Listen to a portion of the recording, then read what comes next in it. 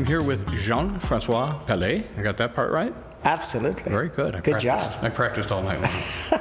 And we're at Bridge Winery, and you are the Director of Winemaking as well as partner? Exactly. Thanks for being here on the podcast today. How are you? Boy, I'm doing fantastic. Look, beautiful sunny day here in Walla Walla. What a beautiful area. First of all, I want to know about your story and how you ended up here in Eastern Washington. Tell me about that. It's been a little journey for me. So I grew up in Switzerland, just out of Geneva. I'm a third generation wine growers, winemaker. I got my first degree in viticulture, then went back to school and got the degree in winemaking. And I got a traveling bug. So at early age, I worked in Germany in 1984.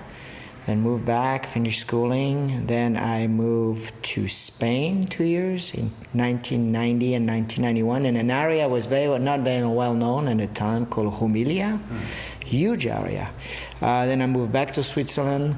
But behind my mind, I all the time had this idea of building a winery. And this is actually the reason I went to Spain. It didn't work out. I took this job back in Switzerland. I was managing 4 small vineyards. I was also bringing some Mexican people from the Napa Valley to Switzerland. I studied these techniques in Switzerland called T-bud grafting. So we were able to change the varietal of a vineyard without pulling the vineyard out. Anyway, I did that, but then I got asked to actually go to South Africa to start a winery. But I had about a year notice. This is Switzerland, and I managed to get only 6 months. And I knew the Heights family in Napa, so they actually hired me between these 6 months. And Joe Heights keep coming back at me, say, "Hey, we need some help. You should stay with me." And for some odd reason, my project in South Africa failed. So guess what? I went back to the old Joe and I said, "I think I need a job." So I worked with Heights from 95 to 98, and then with no intention to go nowhere, we just purchased our first home, we just had our first kid. Anyway, this friend / consultant, actually quite a well-known consultant, kind of keep bugging me, say, "You ought to meet this guy." And finally I said, okay, I'm going to meet this guy. So he's from Eastern Washington. He wants to look at his vineyards. He wants to build a winery. So anyway, I finally agreed to meet with him. So they flew down. And then Norm said about, so he told me this project. And it was pretty interesting. I was still in my mind. I decided putting a winery together. So he gave me a flight. So I came here once, came here twice, brought my wife. And in 99, we made the big jump. Honestly, we say, that's it, let's go. We sold everything, moved to Walla Walla. But I will say, so my wife grew up in Portland area, about south of Portland. So we knew I-5 quite well. Driving from Portland to Pendleton is one area, but then from Pendleton to Walla Walla, this was holy cow. What did we do? We dropped our stuff. My sister was getting married. We went to a marriage, and I told all my friends in Switzerland, I said, I don't know what I did, but anyway, I have this 2 years contract. I'm going to help to build this winery, and we were right back in Europe. Well, here I am 26 years later with no intention to go nowhere. So it's been a great journey. And Norm was obviously instrumental on establishing the vineyards in Walla Walla, starting with Pepper Bridge in 91, then Seven Hills in 94, then Lake Colleen. And then him and me obviously started Pepper Bridge Winery in 98. So I didn't make the first vintage, but I actually finished it, but I made all the vintage in then. And then we started a sister winery called Amavi Cellars in 2001, and got involved with a bunch of other projects, all wine-related, custom crush, bottling truck, vineyards. Yeah. Do you miss Switzerland? Is it, or not, did you get not back? really. No? So I still have my whole family there. My parents, my sister, my nephew and nieces. I love to go. My parents are getting a little older, so I try to go twice a year now. It's very populated. We're very close, 20 minutes away from Geneva. It takes probably a couple of days for me to readjust to this lifestyle. Yeah. So no, I mean, I love it there, but I think Walla Walla is definitely our home right now. So. I love your enthusiasm. So why is Washington wine special? For me, I think they're really on a beautiful crossroad between the new world and the old world.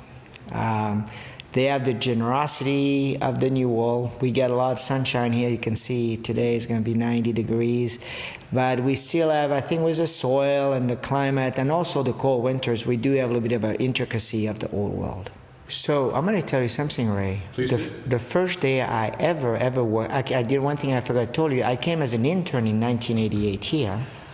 The first day I ever worked in this country was at Alpha Omega, but it used to be called Domaine Napa. This was a French guy who started the winery. His name was Michel Pellet, and he helped me to get my G1 visa. And the minute I got there, he said, "Well, I have no work for you." So I went. So I got there. And he had a winemaker, I forgot the name, I'm going to get, he was from, as a Kiwi guy. And then so I went across the street. He was called Domaine Napa at the time, before Providence bought, the duck or the people bought it. And, but yeah, this is the first day I worked. So every time I talk about my guys, say, well, it's memory for me, this a long time ago. Tell me about what you're making here. So we are 100% Bordeaux varietal here at Bridge Winery. So we started with a Cabernet Sauvignon in 98, added a Merlot in 99, and for many years this is the only two wine you will find in the marketplace. And we added a Bordeaux blend called Trine in 2008, and the Trine is actually Bordeaux blend based Cabernet Franc. I was not a very fan of Cabernet Franc in the beginning, I will say, but I changed my mind. I think it's a little bit the secret weapon, I think, in the state. Yeah. So we have, this is the three offering we do on the wholesale side. And then we have two wines for a wine club. And because Norm started those vineyards, we have one wine is 100% from Seven Hills Vineyards, and the other wine 100% from Pepperbridge Vineyards. And in 2013, growing up in Switzerland, I need to make a little white wine. And because we are 100% estate, finally 1 acre of Sauvignon Blanc became available. It's the only acre we had. So I played with it, and we kind of liked it, and we started a Sauvignon Blanc since then, and we just released our 12th vintage already. Little housekeeping here. How many acres are you farming here? So it's complicated with Norm because he was controlling about 600 acres, but then he sold some whatever. But for the winery, for both of our wineries, Pepperbridge and Napa Valley, we have about 120 acres. And how many cases are you producing? We do between the two winery anywhere between 15 and 18,000 cases. So. One of the things about being here in Washington, and specifically here in Walla Walla, this hugely welcoming hospitality, that's not unusual in wine country, but it's a little different here. It's a little more youthful and super non-pretentious for wine. What do you think about that? Well, I've been asked this question many times. I think it's a couple of reasons. Number one, we quite insulated here. We're 4 hours from any major city, right? Boise, Portland, or the main one for us is Seattle. But also it's only one community. If you look at like in Napa, for example, you have Napa, you have, Yountville, Santa Elena, Rutherford. Here it's only one. We're kind of forced to like each other. We see each other everywhere, sure. Safeway, coffee shops. Just over 30,000 people here, right? So that does make you kind of living in each other's back pocket. Well, it's a good thing. You got to like each other somewhere. Absolutely. I ask all winemakers this question. It could go positive or negative. What makes you crazy about wine? Well, because I like to drink wine. And honestly, I was born and raised in it. I was not forced to be in it, honestly. But I really enjoy it. I think it's a bit like also fly fishing, which I like a lot, is how do you say more you know, more you discover than what you don't know. I forgot how you say that properly, but something like that. That's pretty much it. I think, honestly, every year comes, and we try to not replicate the mistakes we did once and try to get better. And this one thing also really pleased me is you can have all the money you want. You can have everything you want. You are not spending on Mother Nature, and we only do that once a year. Here at the tasting room, a lovely almost a cottage-style tasting room, which I like, with this beautiful porch out there. Can people just come on in? Is it by appointment? How does it work here? So we went through appointment during COVID, and now we're more relaxed. So we really appreciate appointment because we can, we obviously, like most of the other wineries, as we move our business to like an expense-driven, sales.